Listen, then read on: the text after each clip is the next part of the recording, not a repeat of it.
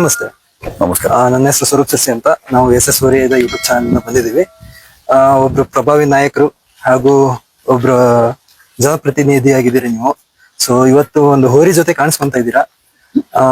ಹೋರಿ ಹಬ್ಬದ ಬಗ್ಗೆ ಈಗ ಆಲ್ರೆಡಿ ನೀವು ಸಾಕಷ್ಟು ಜನರಿಗೆ ಗೊತ್ತೂ ಇದ್ದೀರಿ, ಹಾಗೆ ಸುಮಾರಷ್ಟು ಒಳ್ಳೊಳ್ಳೆ ಕೆಲಸಗಳನ್ನು ಮಾಡ್ತಾ ಬಂದಿದ್ದೀರಿ. ತುಂಬಾ ಖುಷಿ ಇದೆ. ಮತ್ತೇನಪ್ಪಾ ಅಂದ್ರೆ ಈಗ ನಮ್ಮಲ್ಲಿ ಬಂದು ಹೋರಿ ಹಬ್ಬ ಫೇಮಸ್. ಈಗಿನ ಕಾಲದಾಗ ಹೆಂಗಾಗೈತೆ ಅಂದ್ರೆ ರೈತಾಪಿ ಕೆಲಸ ಮಾಡೋರು ಬಹಳ ಕಡಿಮೆ, ಎಲ್ಲ ಕಸಾಯಿಖಾನೆ ಇನ್ನೊಂದು ಮತ್ತೊಂದಂತ ಹೋಗ್ತಿರ್ತವೆ. ಆದ್ರೂ ನಮ್ದು 1 ಎಕರೆ ಹೊಲ ಇಲ್ಲ ಅಂದ್ರೂ, ನಮ್ದು ಏನೇ ಕಮ್ತಾ ಇಲ್ಲ ಅಂದ್ರೂ, ಒಂದು ಹಬ್ಬದ ಹುಚ್ಚಿಗೋಸ್ಕರ ಹೋರಿಗಳನ್ನ ಕಟ್ಟಿ ಗೋವಂಶನ ರಕ್ಷಣೆ ಮಾಡ್ತಾ ಬರ್ತಾ ಇದಾರೆ ನಮ್ಮ ಒಂದು ಬಯಲುಸೀಮೆ ಜನರಿಂದ ಹೇಳಿದ್ರೆ ಎಲ್ಲ ಶಿವಮೊಗ್ಗ, ಶಿಕಾರಿಪುರ ಈ ಸೈಡ್ ಎಲ್ಲ, ಹಾವೇರಿ ಈ ಕಡೆ ಎಲ್ಲ. ಸೊ ಇವತ್ತು ನೀವು ಒಂದು ಹೋರಿ ಜೊತೆ ಕಾಣಿಸ್ಕೊಂತ ಇದ್ದೀರಾ. ವಿಶೇಷ ಏನು, ಮತ್ತೆ ನಿಮಗೆ ಹೋರಿ ಹಬ್ಬದ ಬಗ್ಗೆ ಏನಾದ್ರು ಮಾತಾಡ್ಬೇಕು ಅನ್ಸಿದ್ರೆ ನಮ್ ಜೊತೆ ಒಂದು ಹಂಚ್ಕೋಬಹುದು. ಮೊದಲನೇದಾಗಿ ನಾನು ವೃತ್ತಿಯಿಂದ ಒಬ್ಬ ವಕೀಲ. ಓಕೆ. ಆದ್ರೆ ನಾನು ಒಬ್ಬ ರೈತನ ಮಗನಾಗೆ ಇದ್ದು. ತಾವೇ ಕೇಳೋ ಪ್ರಶ್ನೆಯಲ್ಲಿ ಹಲವಾರು ಉತ್ತರಗಳು ತಾವೇ ಕೊಟ್ಬಿಟ್ಟಿದೆ. ಗೋ ರಕ್ಷಣೆ ಮಾಡೋದಕ್ಕೆ ಟ್ರ್ಯಾಕ್ಟರ್ ಹೊಡೆತದಿಂದ ತಪ್ಸ್ಕೊಂಡು ಗೋ ರಕ್ಷಣೆ ಆಗ್ತಾ ಇರೋದೇ ಈ ಹೋರಿ ಹಬ್ಬದ ಹುಚ್ಚಿನಿಂದ. ಈ ಹೋರಿ ಹಬ್ಬ ಇಲ್ಲಿ ನೋಡ್ಬೋದು, ಇರೋರೆಲ್ಲರೂ 30 ಆಜು-ಬಾಜು ವಯಸ್ಸಿನವ್ರೆ. ಅಂದ್ರೆ ಈ ಜನರೇಷನ್ ಅವ್ರಿಗೂ ಕೂಡ ಹೋರಿ ಹಬ್ಬದಲ್ಲಿ ಇರುವ ಆಸಕ್ತಿ, ಆ ಹವ್ಯಾಸ ಎದ್ದು ಕಾಣ್ತಾ ಇದೆ. ಎರಡನೇದಾಗಿ ಹಾವೇರಿ, ಶಿವಮೊಗ್ಗ, ಉತ್ತರ ಕನ್ನಡ ಈ 3 ಜಿಲ್ಲೆಗಳಲ್ಲಿ ಈ ಹೋರಿ ಹಬ್ಬ ಬಹಳ ಪ್ರಖ್ಯಾತಿ ಹೊಂದಿದೆ. ಇಲ್ಲಿರುವ ಜನರೇ ಇದನ್ನ ಹುಟ್ಟಾಕಿರೋರು. ಇದನ್ನ ಬಿಟ್ರೆ ಈ ತರ ಹೋರಿ ಹಬ್ಬದ ತರ ಇರೋದು ಇನ್ನೊಂದು ತಮಿಳ್ನಾಡಿನಲ್ಲಿ, ಅದು ಜಲ್ಲಿಕಟ್ಟು ಅಂತ. ಅದರಲ್ಲಿ ಒಂದು ಸ್ವಾರಸ್ಯವಾದ ವಿಚಾರ ಏನು ಅಂದ್ರೆ, ಆ ಜಲ್ಲಿಕಟ್ಟು ಮಾಡುವಾಗ, ಆ ಸ್ಪರ್ಧೆಯನ್ನ ಮಾಡುವಾಗ ಹಲವಾರು ಅನಿಮಲ್ ಆಕ್ಟಿವಿಸ್ಟ್ ಎಲ್ಲ ಹೋಗಿ ಸುಪ್ರೀಂ ಕೋರ್ಟ್ ಹೋಗಿ ಇದನ್ನ ನಿಲ್ಲಿಸ್ಬೇಕು, ಇದರಿಂದ ದನಗಳಿಗೆ ತೊಂದರೆ ಆಗ್ತಾ ಇದೆ ಅಂತ ಹೇಳಿ ಸುಪ್ರೀಂ ಕೋರ್ಟ್ ಇಂದ ಬ್ಯಾನ್ ಆಗಿತ್ತು. ಎಲ್ಲಿ? ತಮಿಳ್ನಾಡಿನಲ್ಲಿ ಜಲ್ಲಿಕಟ್ಟು ಪ್ರೋಗ್ರಾಮೇ ಬ್ಯಾನ್ ಮಾಡಿದ್ರು. ಆದ್ರೆ ಅಲ್ಲ ಜನರ ಒತ್ತಾಸೆಯಿಂದ, ಅಲ್ಲಿರುವ ಆ ಶಕ್ತಿಯಿಂದ ಸುಪ್ರೀಂ ಕೋರ್ಟ್ ಆದೇಶವನ್ನ ತಳ್ಳಹಾಕಿ ಅಲ್ಲಿಯ ಜನಪ್ರತಿನಿಧಿಗಳೆಲ್ಲ ಸೇರಿ ಹೊಸ ಕಾನೂನನ್ನ ಮಾಡಿ ಆ ಕಾನೂನು ಅಡಿಯಲ್ಲಿ ಜಲ್ಲಿಕಟ್ಟನ್ನ ಮಾಡ್ತಾ ಇದ್ದಾರೆ. ಅಂದ್ರೆ ಜನರಲ್ಲಿ ಇರುವಂತ ಉತ್ಸಾಹ ಎಷ್ಟಿದೆ, ತಮಿಳ್ನಾಡಲ್ಲೂ ಅಷ್ಟೇ ಇದೆ, ಅದಕ್ಕಿಂತ ಜಾಸ್ತಿ ನಮ್ಮಲ್ಲಿದೆ. ಈ ಬರೋ ದಿನಗಳಲ್ಲಿ ಈ ಒಂದು ಈಗ ಈ ಹೋರಿ ಕೂಡ ತಮಿಳ್ನಾಡಿಂದ ತಂದಿರೋಂತ ಹೋರಿನೇ. ಹೌದಾ? ಇದು ತಮಿಳ್ನಾಡು ಹೋರಿನೇ. ಓಕೆ. ಈ ಹುಡುಗರಲ್ಲಿರುವ ಆ ಕಿಚ್ಚು ಅವ್ರಿಗೆ ಅಲ್ಲಿ ಕರ್ಕೊಂಡು ಹೋಗಿ ಈ ಹೋರಿ ಬಂದಿದೆ. ಬರೋ ದಿನಗಳಲ್ಲಿ ಸ್ಪರ್ಧೆಗಳಲ್ಲಿ ಇದು ಪಾಲ್ಗೊಳ್ಳುತ್ತೆ, ನೋಡೋಣ. ಓಕೆ ಸರ್, ಇನ್ನೊಂದೇನಪ್ಪಾ ಅಂದ್ರೆ ಇತ್ತೀಚಿನ ದಿನದಲ್ಲಿ ಈಗ ಒಂದ್ ಸ್ವಲ್ಪ ವರ್ಷಗಳಿಂದಂತೂ ಬಂದೇ ಆಗತ್ತೆ ಅನ್ನೋ ಲೆಕ್ಕಕ್ಕೆ ಹೋಗ್ಬಿಟ್ಟಿತ್ತು ಹೋರಿ ಹಬ್ಬ. ಸೊ ಆ ಮೂಮೆಂಟ್ ಅಲ್ಲಿ ಒಂದಿಷ್ಟು ಪ್ರತಿಭಟನೆ ಅದು ಇನ್ನೊಂದು ಮತ್ತೊಂದು ಆಗಿ ಏನೋ ಇವಾಗ ನಡ್ಕೊಂಡು ಹೋಗ್ತಾ ಇದೆ. ಆದ್ರೂ ಕೆಲವೊಂದಿಷ್ಟು ಕಡೆಯಲ್ಲಿ ಪರ್ಮಿಷನ್ಗಳು ಸಿಗ್ತಾ ಇಲ್ಲ. ಸ್ವಲ್ಪ ದೊಡ್ಡ ವ್ಯಕ್ತಿಗಳ ಕೈವಾಡಗಳು ಬರುತ್ತೆ. ಆಮೇಲೆ ಕೇಳಕ್ ಹೋಗಕ್ಕೆ ಆಗಲ್ಲ. ಈಗ ನಮ್ಮಂತ ಹುಡುಗರು ಏನೋ ಇಂಟ್ರೆಸ್ಟ್ ಇಂದ ಮಾಡ್ತೀವಿ, ಒಂದು ಗೋವಂಶ ಉಳಿಸೋಣ, ರೈತರ ಪ್ರೋತ್ಸಾಹ ಕೊಡೋಣ ಅಂತ ಹೋಗ್ತಿವಿ ಅಂದ್ರೆ ಯಾರನ್ನು ಹಿಡಿಯಕ್ ಆಗ್ತಿಲ್ಲ. ಈ ತರ ಒಂದ್ ಸಿಚುವೇಶನ್ ಇದೆ. ಸೊ ಅದಕ್ಕೆ ಏನ್ ಹೇಳಕ್ ಇಷ್ಟಪಡ್ತೀರಾ? ಇದು ತಲತಲಾಂತರದಿಂದ ನಡ್ಕೊಂಡ್ ಬಂದಿರುವಂತ ಒಂದು ಸ್ಪರ್ಧೆ. ಹೌದು. ಇದರಲ್ಲಿ ಪ್ರಾಣ ಹಾನಿ ಅಥವಾ ನೋವು ಆಗದೆ ರೀತಿಯಲ್ಲಿ ನಮ್ ಜನ ಅಥವಾ ತರುಣರು ಎಚ್ಚರವಾಗಿ ಸ್ಪರ್ಧೆ ಮಾಡಿದ್ರೆ ಇದಕ್ಕೆ ಯಾವ ರೀತಿ ಕೂಡ ಕಾನೂನಲ್ಲಿ ಅಡಚಣೆಗಳು ಬರೋದಿಲ್ಲ. ಆದ್ರೆ ಬೇರೆ ಬೇರೆ ರೀತಿಯಲ್ಲಿ ಇದನ್ನ ನಿಲ್ಸೋದಕ್ಕೆ ಪ್ರಯತ್ನ ಮಾಡಿದ್ದಂತ ಸಂದರ್ಭದಲ್ಲಿ ಜನನೇ ಉತ್ತರ ಕೊಡ್ತಾರೆ. ನಮ್ ಜನ ಏನು ದಡ್ರಲ್ಲ. ಆದ್ರೆ ಅವ್ರಿಗೆ ಹೋಗುವ ದಾರಿ ಗೊತ್ತಿಲ್ಲ ಅಂದ್ರೆ ನಾನೊಬ್ಬ ವಕೀಲನಾಗಿ ನಾನು ಅವ್ರಿಗೆ ಹೇಳ್ಬೋದು, ದಯವಿಟ್ಟು ನನಗೆ ಸಂಪರ್ಕಿಸಿ, ಸಾಧ್ಯ ಆದ ಮಟ್ಟಿಗೆ ನಾ ಸಹಕಾರ ಕೊಡ್ತೀನಿ. ಬರೋ ದಿನಗಳಲ್ಲಿ ಇದು ಉಳಿಸ್ಬೇಕು. ಇಲ್ಲ ಅಂದ್ರೆ ಏನಾಗುತ್ತೆ, ಈಗ ಸಿಟಿಯಲ್ಲಿ ಇರುವಂತ ಈ ಮೊಬೈಲ್ ಹವ್ಯಾಸ ಅದು ಹಳ್ಳಿಗಳಿಗೂ ಪರ್ಕೊಲೇಟ್ ಆಗುತ್ತೆ. ಅಟ್ಲೀಸ್ಟ್ ಹಳ್ಳಿಗಳಲ್ಲಿ ಈ ತರ ಸ್ಪರ್ಧೆ ಇರೋದ್ರಿಂದ ಮೊಬೈಲ್ ಬಿಟ್ಟು ಮಕ್ಕಳು, ಹುಡುಗರು ಎಲ್ಲ ಹೊರಗೆ ಬಂದು ಈ ಸ್ಪರ್ಧೆಯಲ್ಲಿ ಪಾಲ್ಗೊಂಡು ಈ ಆಟದಲ್ಲಿ ಉತ್ಸಾಹನ ತೋರಿಸ್ತಾರೆ, ಖುಷಿಯನ್ನ ಕಾಣ್ತಾರೆ. ಇಲ್ಲ ಅಂದ್ರೆ ಮತ್ತೆ ಅದೇ ಮೊಬೈಲ್ ಅಲ್ಲಿ ಸಿಟಿಯಲ್ಲಿರೋ ಹುಡುಗರ ರೀತಿಯಲ್ಲಿ ಹಾಳಾಗ್ತಾರೆ. ಆದ್ರಿಂದ ಇದರಲ್ಲಿ 2 ಬೆನಿಫಿಟ್. ಒಂದು, ಹೋರಿಯ ಗೋ ರಕ್ಷಣೆನೂ ಆಗುತ್ತೆ. ಹ್ಮ್ ಅದಕ್ಕೆ ಕೊಡ್ಬೇಕಾಗಿರುವ ಸ್ಥಾನಮಾನನೂ ಸಿಗುತ್ತೆ.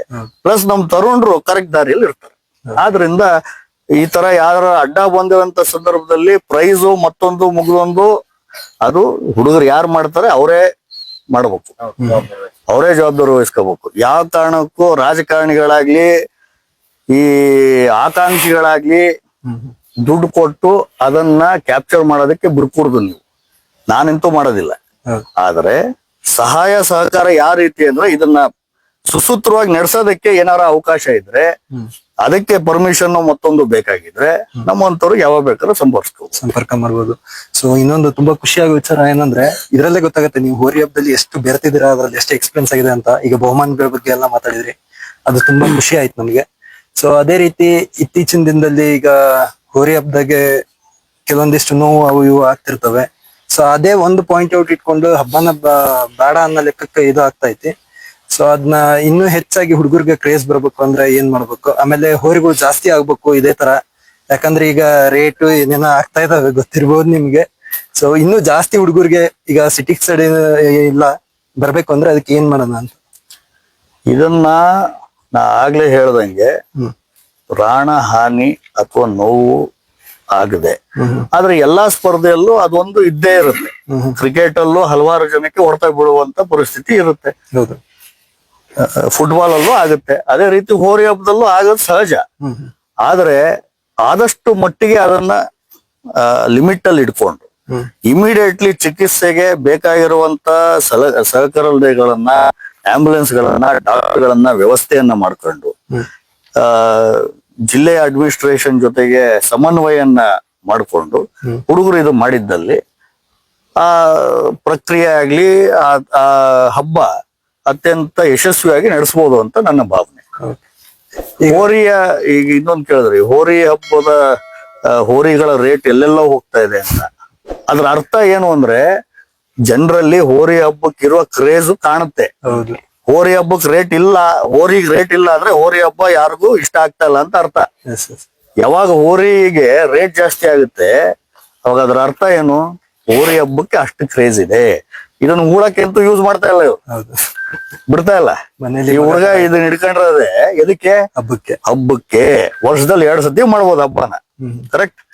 ಆ 2 ಸತಿಗೆ ಅಷ್ಟು ದುಡ್ಡು ಹಾಕಿ ತಗೊಂಬಂತಾರೆ ಅಂದ್ರೆ ಹೋರಿನೂ ಉಳಿತು, ಹೋರಿಗೆ ರೇಟು ಬಂತು, ಅದನ್ನ ಅಷ್ಟು ಚೆನ್ನಾಗಿ ನೋಡ್ಕೊಂತಾನೆ, ಪ್ಲಸ್ ಹಬ್ಬನು ಸೇಫ್ ಆಗಿ ಆಚರಣೆ ಮಾಡ್ಬೋದು. ಸರ್, ಇವಾಗ ನೀವ್ ಹೇಳಿದ್ರಿ ಮೊದ್ಲು ಮೂಲತಃ ರೈತಾಪಿ ಕುಟುಂಬದಿಂದ ಬಂದಿರೋ ಈ ಕಡೆಯವರೇ ಅಂತ ಅಂದು. ಸೊ ನಿಮ್ಮ ಒಂದು ಲೈಫ್ ಜರ್ನಿಯಲ್ಲಿ ಯಾವ್ದಾದ್ರು ಹೋರಿಗಳನ್ನ ಕಟ್ಟಿದ್ದಾಗ್ಲಿ, ಇಲ್ಲ ಹೋರಿ ಹಬ್ಬಕ್ಕೆ ಹೋಗಿದ್ದಾಗ್ಲಿ, ಇಲ್ಲ ನಿಮ್ಗೆ ಇಷ್ಟ ಆದಂತ ಯಾವ್ದಾದ್ರು ಒಂದು ಹೋರಿ, ಇದ್ರ ಬಗ್ಗೆ ಏನಾರು ಒಂದು ಮಾಹಿತಿ ಕೊಡ್ಬೋದಾ?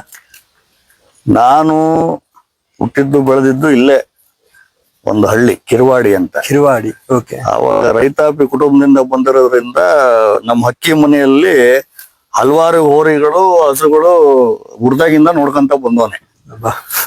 ಆದ್ರೆ ಹೋರಿ ಹಬ್ಬನ ನೋಡಿದ್ದು ಕೂಡ ನಮ್ಮ ಹಳ್ಳಿಯಲ್ಲೇ ಹೋರಿ ಹಬ್ಬವನ್ನ ಆಚರಿಸ್ತಾರೆ.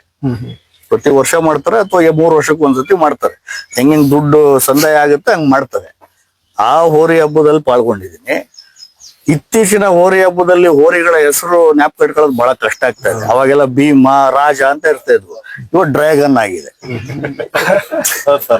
ಹಾಗಾಗಿ ಹೆಸರಲ್ಲಿ ಏನಿಲ್ಲ, ಅಲ್ಟಿಮೇಟ್ಲಿ ಯಾವ ಹೋರಿ ಚೆನ್ನಾಗೆ ಇವ್ರ ಕೈ ಸಿಗ್ಲಿಲ್ಲಂಗ್ ಓಡುತ್ತೆ ಅದು ಒಳ್ಳೆಯ ಹೋರಿ ಅಂತ ಹೇಳ್ಬೋದು. ಓಕೆ, ತುಂಬಾ ಖುಷಿ ಆಯ್ತು ಸರ್. ಅದೇ ಹೇಳಿದ್ರಿ, ಈಗ ಮಾಡರ್ನೈಸೇಷನ್ ಬಂದಂಗು ಹೆಸರಲ್ಲೂ ಬಹಳ ವಿವಿಧತೆ ಬರ್ತಾ ಇದಾವೆ ಹಿಂಗೆ ಅಂತ. ಸೊ ಈಗ ಆಲ್ರೆಡಿ ನೀವು ಹಬ್ಬ ಅಂತೂ ನೀವೇ ಹೇಳಿ, ಈಗ ನಿಮ್ಮೂರಲ್ಲಿ ಮಾಡ್ತಿರ್ತಾರೆ 3 ವರ್ಷಕ್ಕೊಂದ್ಸತಿ ಹೀಗೆ ಅಂತ ಅಂದು. ಹಬ್ಬಕ್ಕೆ ಹೋದವಾಗ ಇಡೀ ಒಂದು ಹಬ್ಬ ಅನ್ನೋ ಒಂದು ಸೆಗ್ಮೆಂಟ್ ಅಲ್ಲಿ ನಿಮ್ಗೆ ಇಷ್ಟ ಆದಂತ ಒಂದು ಪಾಯಿಂಟ್ ಯಾವ್ದು? ಆ 2 ಬ್ಯಾರಿಕೇಡ್ ನಡುವೆ, ಆ 2 ಬ್ಯಾರಿಕೇಡ್ ನಡುವೆ ಒಂದು 50ರಿಂದ 100 ಜನ ನಿಂತಿರ್ತಾರಲ್ಲ ಇಂಥವ್ರು, ಅವ್ರು ನೋಡಿದ್ರೆ ಭಾರಿ ರೋಮಾಂಚನ ಆಗುತ್ತೆ. ಯಾಕೆಂದ್ರೆ ಯಾವಾಗ ಏನಾಗುತ್ತೋ ಅವ್ರಿಗೆ ಗೊತ್ತಿರಲ್ಲ.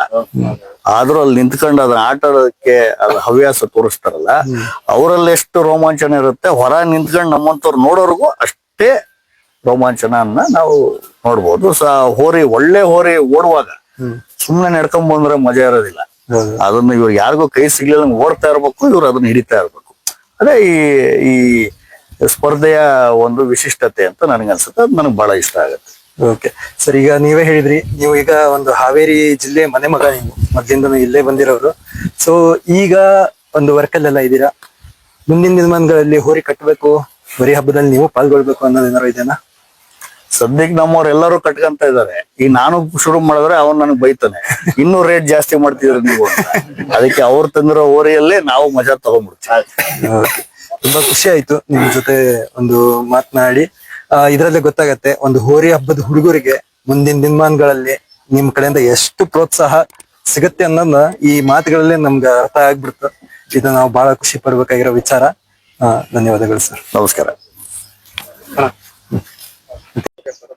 ಸಮಸ್ತ ಹೋರಿ ಹಬ್ಬದ ಅಭಿಮಾನಿಗಳಿಗೆ ತಿಳಿಸೋದೇನಪ್ಪಾ ಅಂದ್ರ, ನಮ್ಮ ಹೋರಿ ಹಬ್ಬಕ್ಕ ಆನೆ ಬಲ ಬಂದಂಗಾಗೈತಿ.